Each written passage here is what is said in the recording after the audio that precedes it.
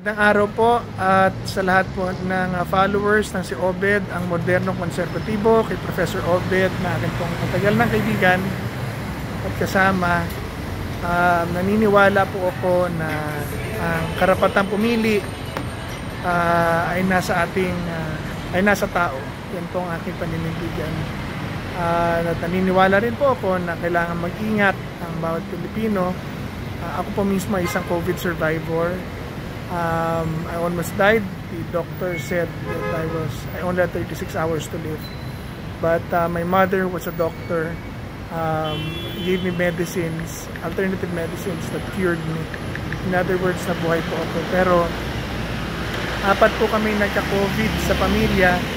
Ako lang po ang nabuhay. Pati po ang nanay ko na nagumamot sa akin, namatay 3 months ago.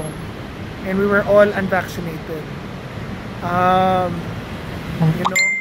Because of restrictions of DOH and the World Health Organization to available medicines abroad.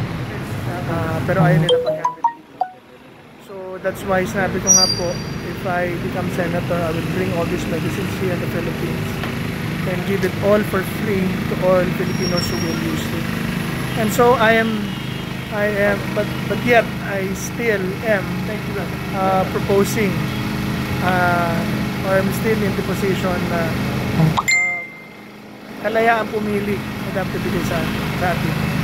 Ang posisyon po ng gobyerno ngayon dyan ay ganun din, subalit mayroong mga restrictions sa mga unvaxxed.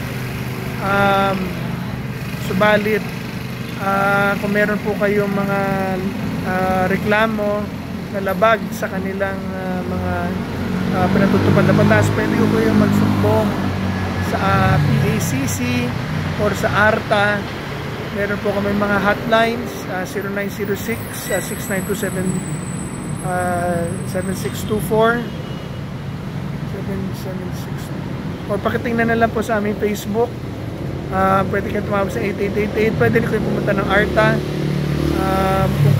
kung mayroong mga pinatutupad na batas na wala naman sa mga rules ay binibigay. Pero rest assured that I will fight for every Filipino's freedom to be free.